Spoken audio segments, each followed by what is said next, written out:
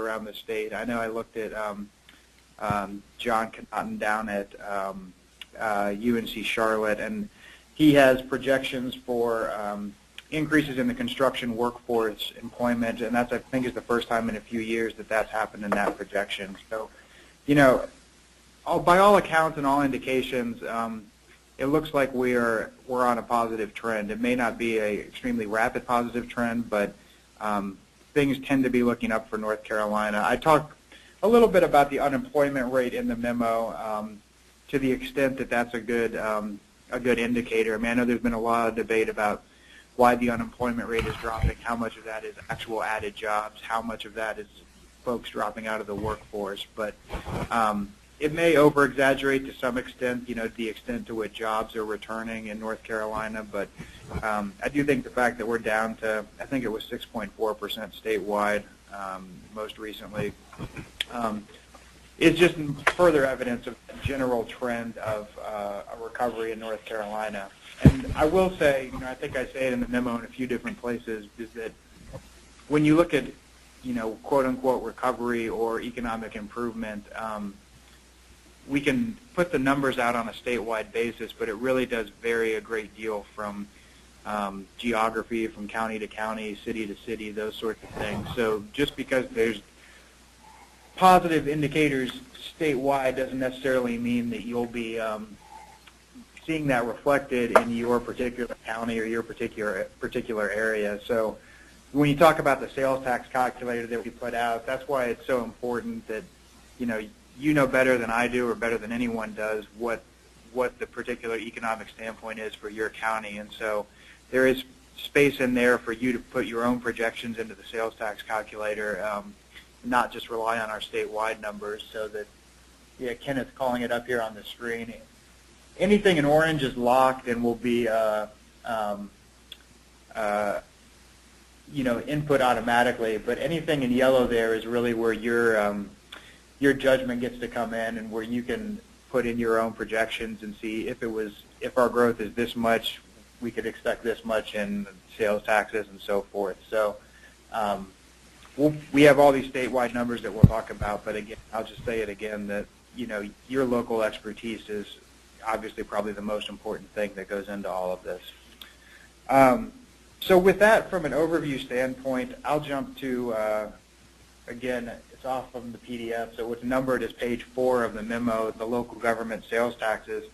You know, when we look at the sales taxes, I think through the month of February, we were up 5.2%. That's dropped back. I'm looking at the most recent. We get these at the end of every month, the March 31st numbers.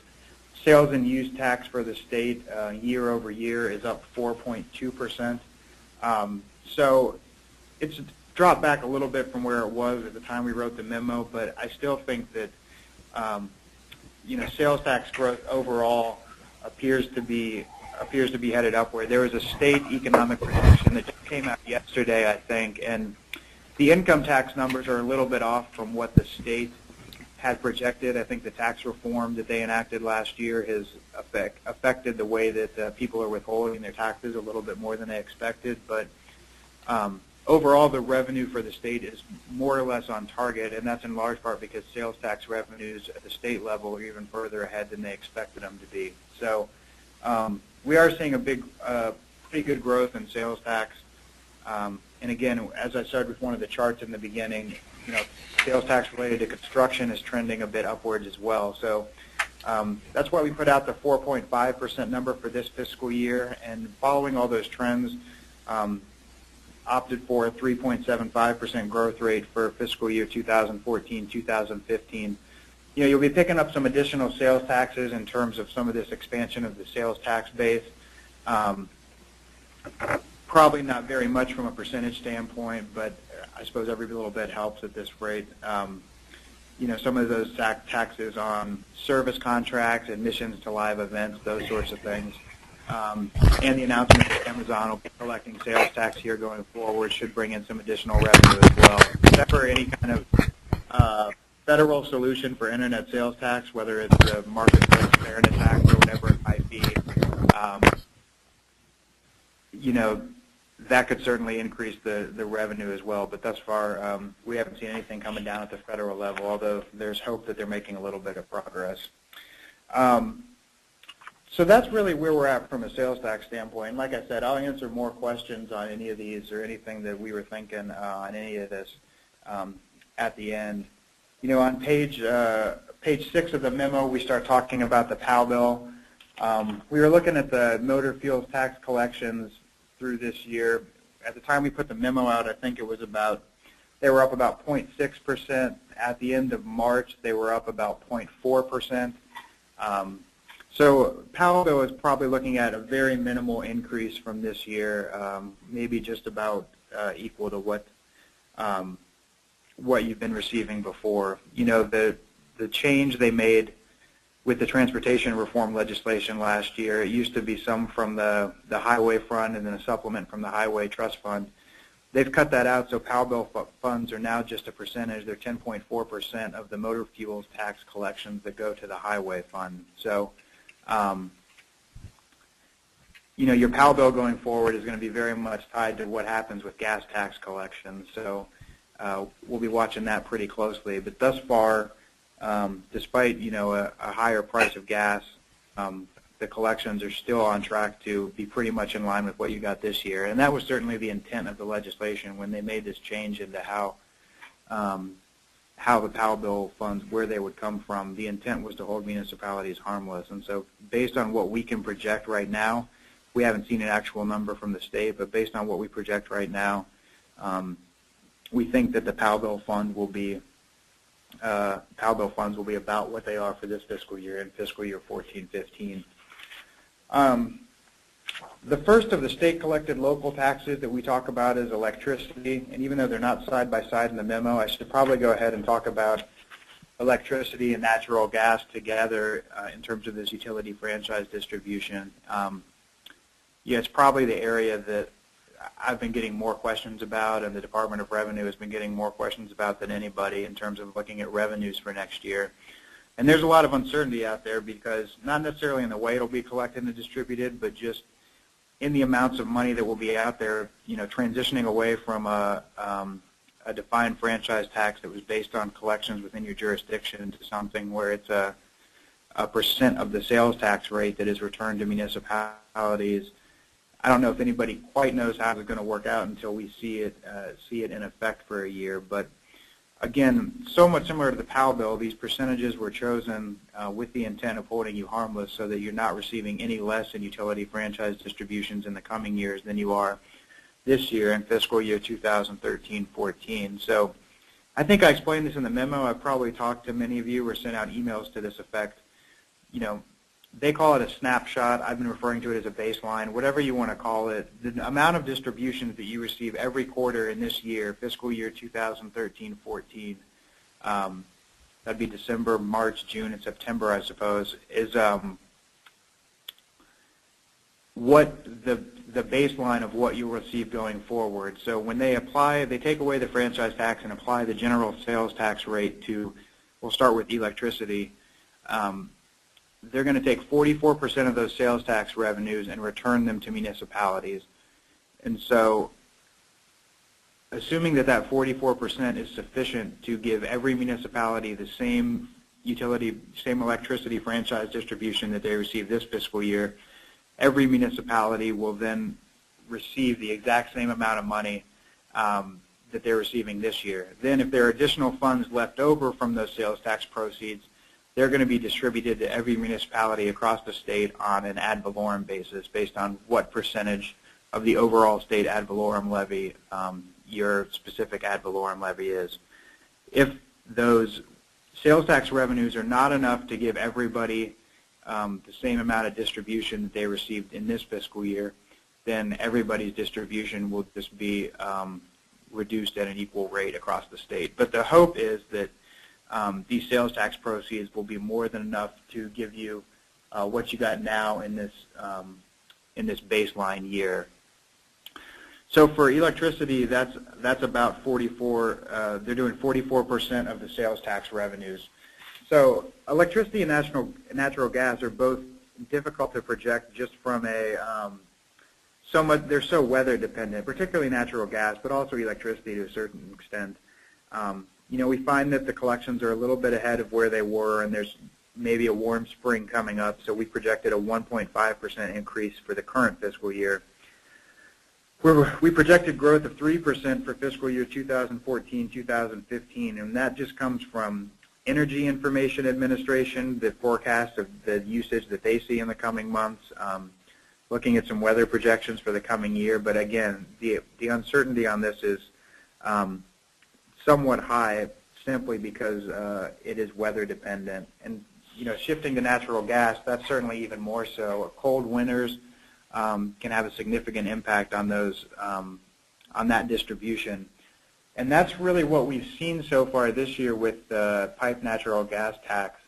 At the end of March, the year-over-year collections were 13.9% higher than they were at this time last year, after a month of March where gas tax collections were more than 28% above where they were in March of last year.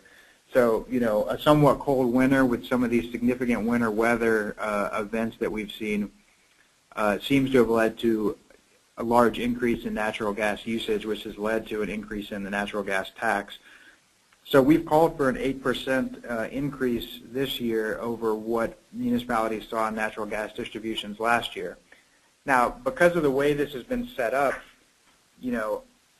a high number of collections, a relatively large distribution in this fiscal year, which is supposed to serve as that baseline or snapshot year, might not necessarily work to municipalities' advantage going forward, because if there's a warmer winter next year, if there's less natural gas usage for any reason, then those collections might not equal what they equaled this year in a somewhat colder winter. And so whether the percentage of sales tax that they've specified to go to municipalities is going to be enough to give everybody that baseline distribution and make sure you receive enough in collections or receive enough in distributions to equal what you got this year is just a little more uncertain. So, because this is so weather dependent, and because we had these winter weather events and this colder winter this year, we've called for no increase or decrease, or projected no increase or decrease in natural gas tax revenues for the coming fiscal year.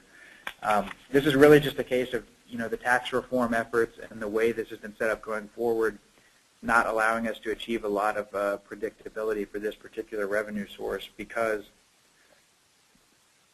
it was so dependent on what happened this fiscal year. So I'm happy to answer more questions about that. Like I said, I know I've been getting a lot about some of the rate side of tax, but that's where we are on electricity and natural gas tax at this point.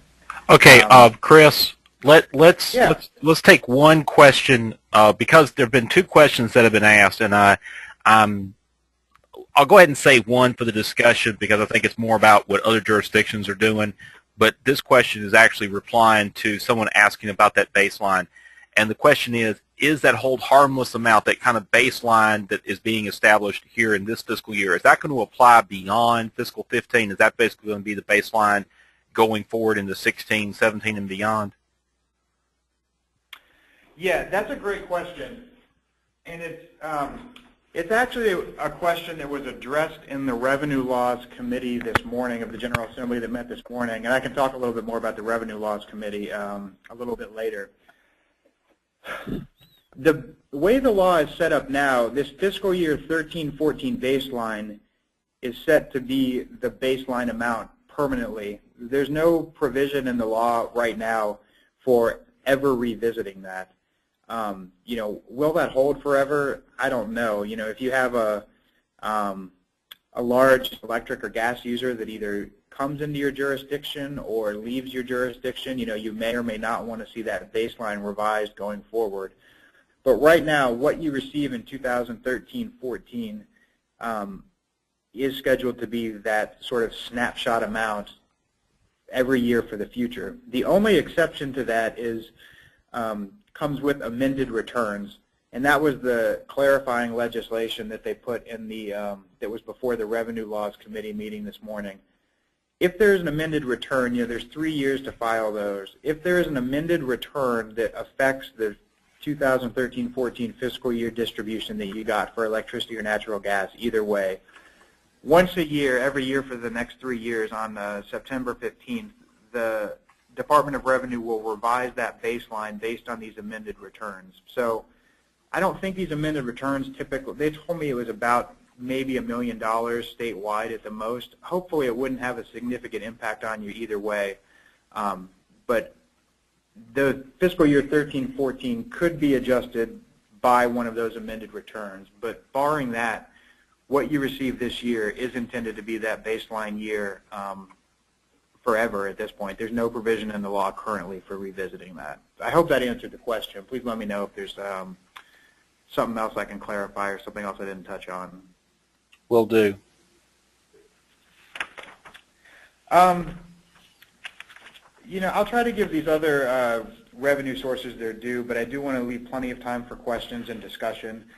Telecommunications sales tax, I think we're looking at that continuing to decrease because so much of that revenue has been from landlines, and as we see this shift from landline to wireless, more and more folks going only wireless, those revenues just aren't quite keeping up with where the landline revenues had been, and we didn't find any indication that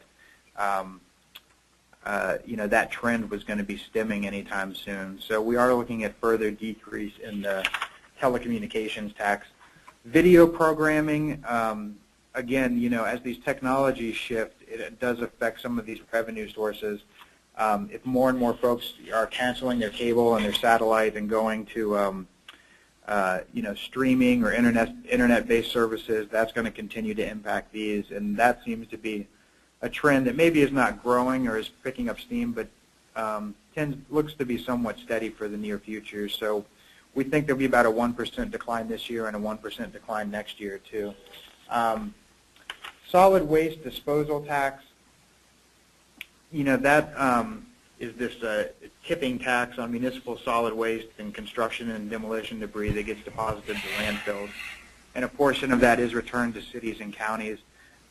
That's another one of these revenue sources that, as construction activity picks up, there could be some more of this solid waste disposal revenue coming in. So to the extent that we expect construction to continue to grow, we think that this could show some growth in the coming years. So we said 2% for fiscal year 14-15 over 2013-14. Even higher increase this year. That was because there were some refunds for landfill closure, which is sort of an obscure part of the law that happened last year for the first time since the fund began in 2008-2009. But we think the growth next year will be lower just because we don't expect to see any of those landfill closure refunds coming. And beer and wine taxes, again, just looking at about a 2% growth, 2.2% growth this year, and then with the research that we've done, this is another area where our government affairs assistant, Kara Bridges, helped out quite a bit. We've looked at a 1.75% increase for next year in that revenue source as well. Those are really all the existing state-collected municipal revenue sources that we looked at. The transitional hold harmless, we included a paragraph on that. I don't remember exactly how many cities were getting transitional hold harmless distributions every year in August. I think it was around 100 or 115, something along those lines. So not something that affects every single one of our municipalities, but that payment was expected to end in August of 2012 after some lobbying by our members and by members of the League's government affairs staff. We did get that payment extended for 1 year at 50% of its current rate in August of 2013. But we really do think that's going to be the final transitional hold harmless distribution. It's probably not going to be any more political appetite for extending that even further. The question I get on this related to this most often is, what does this mean for the city hold harmless that we get every month as part of our sales tax distribution? And so I tried to reiterate this in the memo. I'll reiterate it now as well. The expiration of the transitional hold harmless payment has no impact whatsoever on the city hold harmless in your monthly sales tax distribution. So this is a separate revenue source related to repealed reimbursements in 2002. It was supposed to be a 10-year hold harmless. We got the expiration extended by 1 year, so I guess it ended up being an 11-year hold harmless payment. But this is I know it gets tough when there's all these different hold harmless payments going on, but This is the transitional hold harmless that is going away that you get once a year in August. This is not the city hold harmless payment that's in your sales tax distribution. So there's no need to worry about that payment going away. That has been any discussion of that I'm aware of. So that will be with you going forward. I think that's really all the general comments that I would have on the memo and what is in there. So, Ken, at this point, I'm happy to take any questions or have any other kind of discussion, hear from you folks about what's going on locally or any questions you have about any of this that I've just covered and put in the memo. So please shoot them at me or have discussion amongst yourselves. Okay. Well, thank you very much, Chris. So what I'm going to do first of all is I'm going to go back to the cover page. To the front page of the executive summary, so that we have the information about various the table regarding the base revenue sources. We do have another question. I'll go ahead and start with this one that's been submitted, and then after Chris is finished answering this question, I'm going to open up the unmute, so that people can ask questions verbally. We are recording. There's a couple of minutes that did not get recorded at the start, but we are recording this webinar, and we'll post it online for viewing. We had some people who weren't able to attend that had asked for that, and so we're hoping that we can record it and it'll all work out properly. But what I want to do is go ahead and have Chris answer this question, and that is any updates on the tax and tag program, both in terms of collection rates as well as the fees that will be charged by the Department of Motor Vehicles. Yeah, that's another topic that came up at the Revenue Laws Committee this morning. I have not had an update probably within the last month or so on collection rates. I know I've heard from a lot of our members that they thus far have not been, where they expected them to be, and I've heard some discussion about why that might be the case. If it's just part of this transition to the new system and people getting a higher registration and tax bill and deciding not to pay them, that we've had more people just kind of ignoring these collections at first, or what the issue might be. I know I've heard some talk from the Wake County tax collector specifically that, he thinks that going forward, over time, it's going to result in a higher collection rate, but thus far, just because of some changes or maybe something as simple as sticker shock, the collection rates have not been where they thought they would be. I know that the counties, I at least got a copy of the county's forecast. I haven't had a chance to review it thoroughly. I'm sure if it's not out there already, it will be soon. I think they've taken maybe even a closer look, talking with some of their members about where the collection rates would be.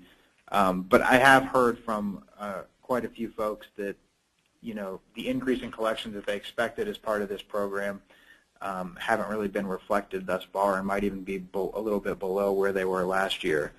In terms of fees to these license plate agencies, I hope I get these numbers right. I'm speaking off the top of my head, so please correct me if I say anything wrong. As part of this new, the new tag and tax together system, the license plate agencies that contract to do this work ask for a higher fee to be charged per collection in order to compensate them for the additional work they were doing in collecting property tax. Now, we and the counties lobbied against this last year, not so much because we didn't think a higher fee was warranted. I'm just not sure that the information is out there that shows that there's been a significant increase in workload by the license plate agencies as a result of this. And if there's going to be a higher fee paid by our county and by extension municipal governments, we wanted to be sure that any increase in fees was dedicated to making the service better for the customers, hiring additional employees, investing in technology, whatever it might be. And thus far in the law, there's no requirement that that's how the money be used. But regardless, I believe the fee was set at $1.06 per transaction for the first several months of the fiscal year, and was scheduled to drop back to I think 71 cents as of March 1st. They voted, the Revenue Laws Committee voted this morning to put forward legislation. It's a somewhat complicated process. They're going to make their final report after their May meeting, but they voted to include in their final report, which supposedly they'll give approval to in May, to not reduce that fee back to 71, but to keep it at $1.06 going forward. And I think there will be some study of the fee level and what they need and what the fee rate is going to be going forward. But it is going to be $1.06 for the foreseeable future. And since that was supposed to go into effect March 1st, anything since March 1st is going to have to be paid by the counties and by the cities retroactively. So I think you have 3 months in order to pay that back. I believe that's what the legislation specifies. But we will be paying that higher $1.06 fee to the license plate agencies, and it will have to be paid on everything that's happened since March 1st. So there will be some retroactive cost involved in it as well. To the tune of about 35 cents per transaction, correct? Like I said, I don't have the numbers in front of me. I'm fairly confident in the $1.06, and I think it was the 71 cents that it had dropped down to. So yeah, it would be about 35 cents per transaction that anything since March 1st would have to be paid on. Okay. Hold on, everybody. Let me see if I can unmute everybody's line.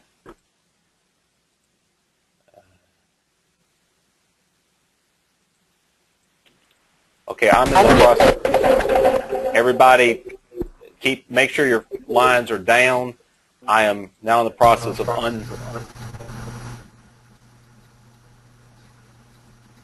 trying to do my best to unmute. If you have any back feed,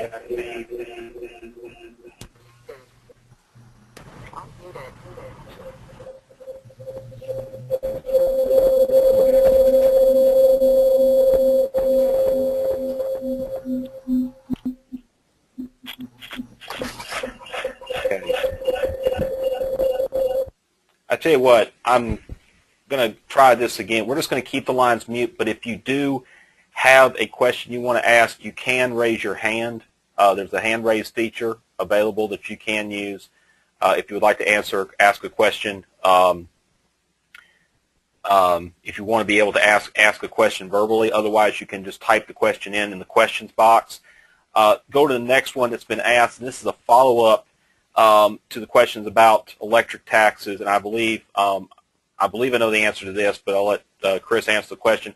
These new sales taxes from the electric and natural gas, will they be received as a standalone revenue stream in those? Will they be received as separate sales tax payments, or will they be included in the existing monthly sales tax payments?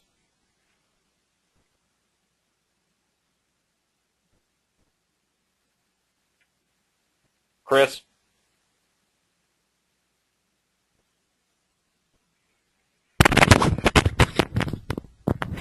Chris, are you there? Hold on one second, Chris. I apologize. Chris got muted too.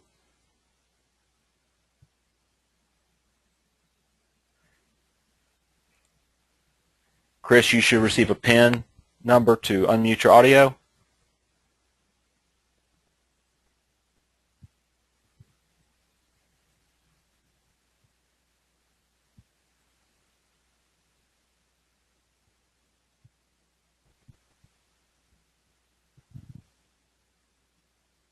I do apologize for the inconvenience. This was put together rather quickly to try to give everybody a chance to get some additional information. So if Chris should have received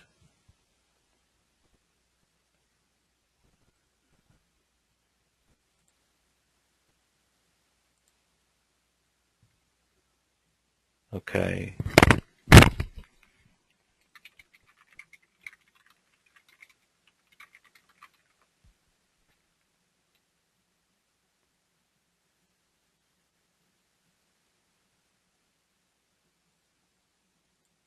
Okay, there we go, Chris. You back? I'm still here. You all still with me? Yeah, everyone here is still here.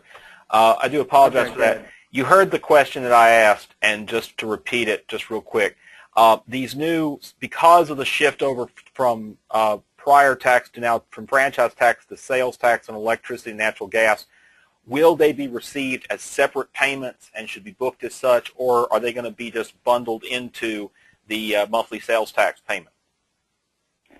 Yeah, that's a good question, and one that I clarify with the Department of Revenue because I've been getting it so frequently. It is not going to be part of your monthly sales tax distribution. It's going to more or less look the way it is now. So you'll receive them quarterly, and you'll receive them as a separate standalone revenue source, and they're going to be trying to provide information like they do now. I mean, I haven't seen kind of a form or a mock-up of what exactly the distribution will look like going forward. You know, I've heard it referred to as sort of two different distributions, and I don't want to confuse you with this. So you're going to get it quarterly in one lump sum, but it's going to be that distribution that is intended to keep you whole from what you're getting now in this baseline year, and then the additional revenue will sort of be that second distribution on top of that. So I'm probably talking too long and maybe confusing people, but maybe confusing myself. But the bottom line is that you'll still get your electricity and natural gas payments quarterly. It's not going to be just lumped in with your monthly sales tax distribution. Okay, that makes pretty good sense. That should keep everybody in line. The next question that I've received, and I'm taking two questions that were presented by the same person together, and this really applies to municipalities that have electric systems. We have been deducting from our revenues that are paid the franchise tax that we have to pay, and it's paid on the wholesale price that we pay for the power that we supply to our customers. And obviously now that revenue will no longer be pulled. Has the state provided any specific guidance? I mean, obviously they probably need to talk to the LGC maybe some more, but has there been any particular guidance provided about if there's any control with respect to that revenue that had been collected in the past? This is a question that I just got within the last maybe week or so, 5 to 10 days, and it was the first I had heard of the issue. I asked the Department of Revenue about it. They didn't, you know, the decision about the additional revenues coming in, the sales tax, that was called made by the General Assembly, so they don't really have kind of a perspective on this particular issue. You know, when they were talking about the hold harmless, and I say hold harmless even though it's not a true hold harmless payment, but they were talking about using a percentage of the sales taxes as a way to continue to give cities and towns what they're receiving now.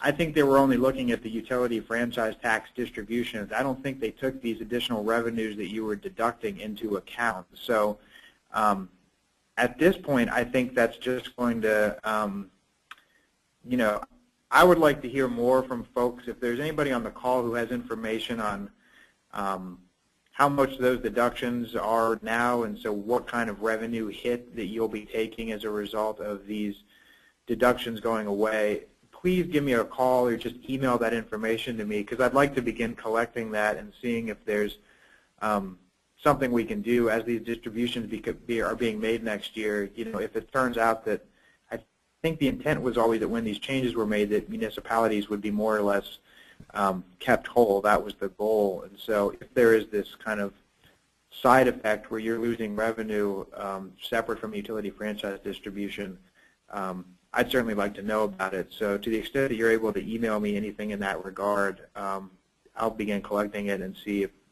there's something we can do about it here. But thus far, when I brought it up with folks, I'm not sure that it was necessarily taken into consideration in terms of, you know, keeping you whole from a utility franchise standpoint. Well, what I will say only as a commentary as being in a utility city is, and this is I guess kind of the way you have to look at it from our perspective, is we're going to stop collecting this tax which we pay for what we have to pay at the wholesale price. In other words, for those of us who are NCLGBA members, what we pay back to NCLGBA as our wholesale price. However, what we now have to do is that we now have to collect 7% on the retail price. So right. It's a difference in that. In reality, that rate if I remember correctly, I think it's about 3.22%. And I've got one person who just told me, Melody from Gastonia just reported $1,000 is how much that it would, how much revenue differential it is as a result of not having to pay that not having to pay that. But then at the same time, you realize, and we realize that in the opposite side, what you're now looking at is collecting more revenue, and I mean, in other words, higher bills from your customers.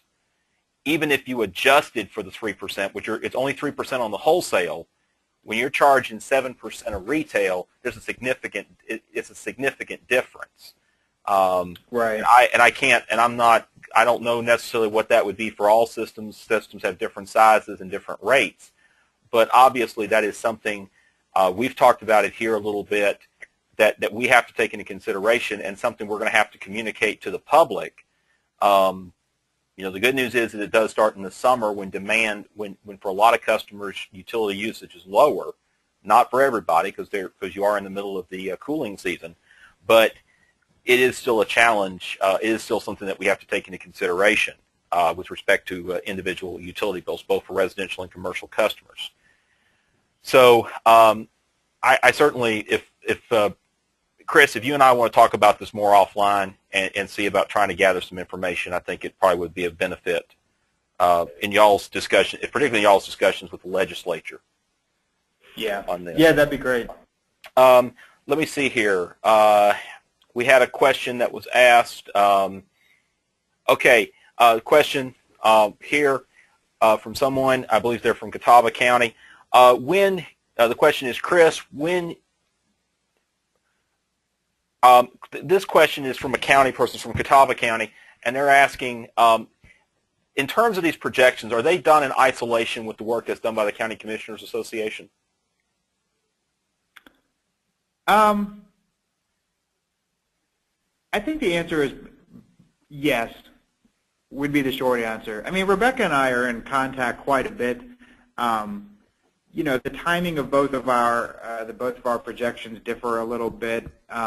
We don't sit down together and try to reach consensus necessarily. I mean, we talk a lot about these different revenue sources, and I saw her this afternoon. We were just on the phone earlier this week just talking about the different projections. But so I would say that we talk a lot, but we each reach our own conclusions and reach our own projections. So there may be some differences, some discrepancies between what counties in a league project, although hopefully we're at least working on the same data sources.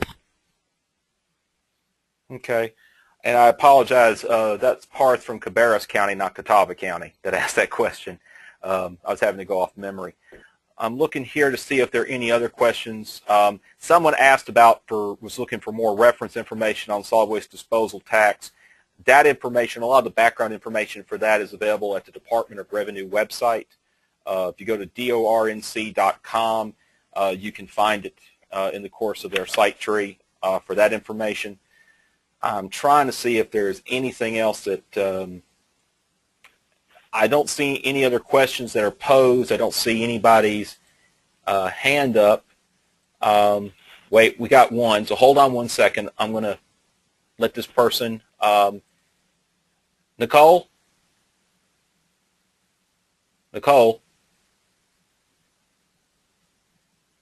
Nicole, what is your question?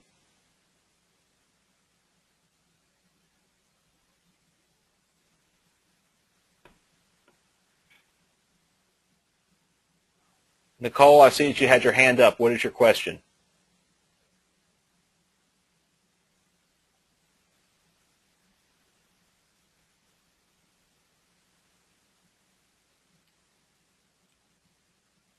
Okay.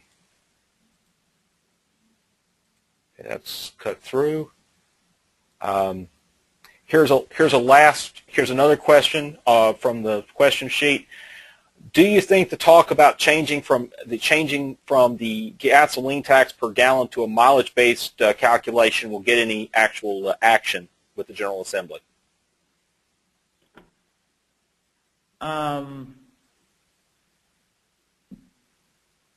Not in the short term, no, probably not. I think there's too many. I think from what we've heard from legislators, from other folks, that there's just too many concerns about privacy, or if you're going to do some kind of mileage reading at the gas pump, whether you can take into account miles driven in North Carolina versus miles driven in other states, and folks don't want a GPS in their car that lets somebody somewhere know when they're in the state and when they're out of the state. So I know there's been some news reports about a vehicle miles travel tax as a way to either supplement or replace the gas tax. I think we're a few years off from that. There's definitely, there's no question that there's going to be a legislative discussion about transportation funding in North Carolina, and last session they kind of changed how the existing money is distributed. There's no question that they're going to have to figure out how to get more money to address some of these unfunded needs, and so how they go about that, I'm not sure. The Virginia model, I think Virginia recently moved away from a gas tax and is looking at expanding their sales tax and using more sales tax revenue to fund transportation needs. Whether that's North Carolina cities and towns, I'm not sure, but I would expect probably not in the short session this coming year, just because they're trying to make it as short as possible. But probably starting in the months afterward and heading into 2015, they're going to be taking a hard look at how they can make up some new transportation revenue in North Carolina. But I think at this point, it's kind of difficult to envision a vehicle miles travel tax being part of that, at least from my perspective. Kenneth, do we have any other questions out there at the moment?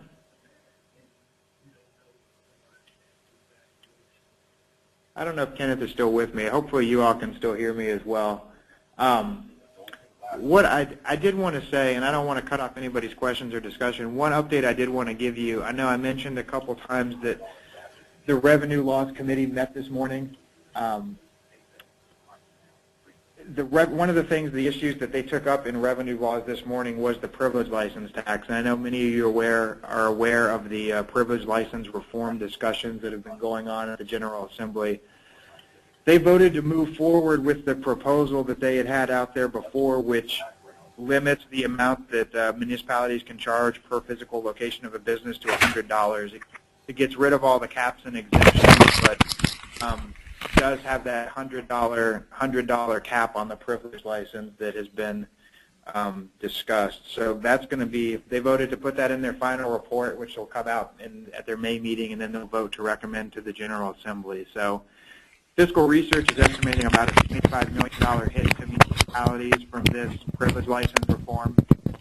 We think it could be more, because that assumes a full $100 fee and 100% compliance among every business in the municipality, even the home-based and the part-time businesses. So we think the fiscal impact could be even more than $25 million. The points I would like to get across is that even if this were to pass, it doesn't go into effect until July 1st, 2015. So it's not going to affect any of your privilege license revenues for the coming fiscal year.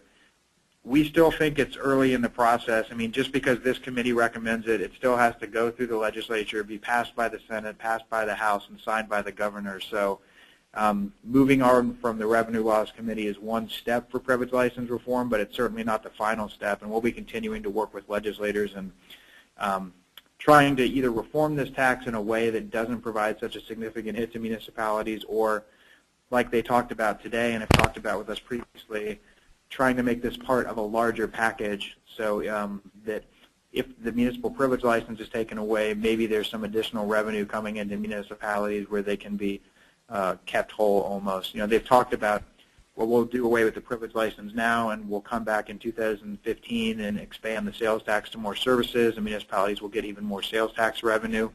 And we're not averse to having the discussion about, a more comprehensive plan or more comprehensive tax reform.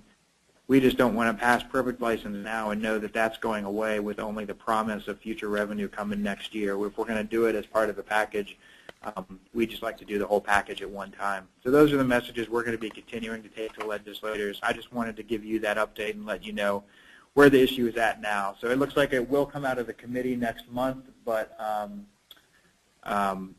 there's a long way to go from there to get it through the legislature this session and then to go into effect in 2015. So that's my privilege license update, and I'm happy to answer questions about that here. You can always call or email me as well. But that's sort of the privilege license update for today.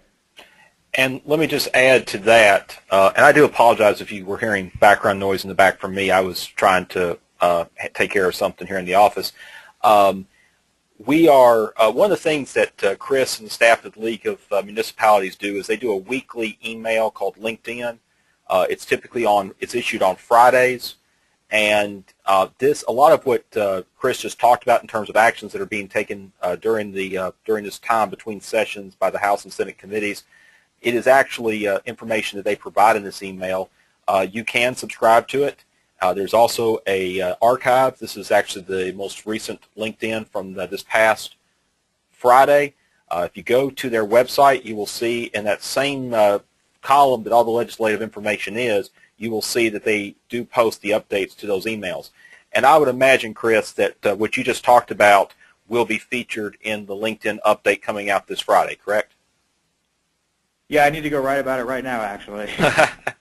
and I'll say this as well. I imagine, Chris, much like Carl did last year, as things go on with the legislature, from time to time there are updates that are made here to the website. It's kind of like a blog, much like we do with the NCLGBA blog, and that information is available for you to check out. So, when you get the opportunity, certainly take the opportunity to look at the updates that they provide, particularly on these issues like with privilege licenses.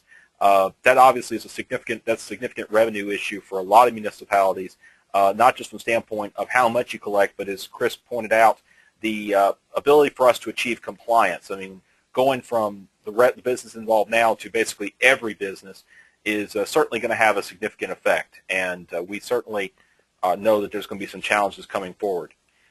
Chris, was there anything else you wanted to bring up in the course of this presentation? No, I don't think so. Through the course of talking about this, I was going to give you an update on what happened in revenue laws this morning, but the big things were the privilege license, the payment to license plate agencies, and then this change in that utility franchise, how the baseline is calculated in regards to amended returns. So I think I've hit everything that I wanted to talk about and give you the update on, both for the revenue projections and looking forward to the legislative session. So like I said, I'm always available by a phone or email, so give me a call or send me a message. I'm happy to try to answer any questions or find somebody else who can. And if you want to sign up for LinkedIn, again, email me and we'll make sure you get on the mailing list. But I just appreciate everybody's interest. I appreciate everybody taking the time to listen in today. And yeah, thank you for the opportunity. And thank you, Ken, for getting everything organized. Not a problem. I'll also say that we are still trying to work with the Association of County Commissioners to see if Rebecca or another member of their staff would be interested in doing a similar session. Hope it'd have to be sometime soon, because we realize that the counties are much like the municipalities and that they're working on their budgets now, trying to finalize their revenue forecast.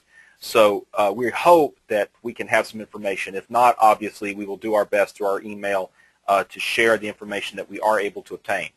I'll also make note that we are recording this session, and hopefully, if the system works properly, we'll be posting this recording, with the exception of the first couple of minutes, which are not that important to the overall discussion. We'll be including the recording online for people to be able to access. Seeing that there are no other questions that have been asked, nobody else's hands are up, just do one more check real quick to make sure. Looks like everything's in good shape. I do want to thank everybody for their time. If we don't see you later, anytime sooner, we will see you at our summer conference in July in Greensboro. Again, Chris, thank you very much for your participation. Everybody have a wonderful afternoon and a good rest of the budget season. Thank you. Thank you.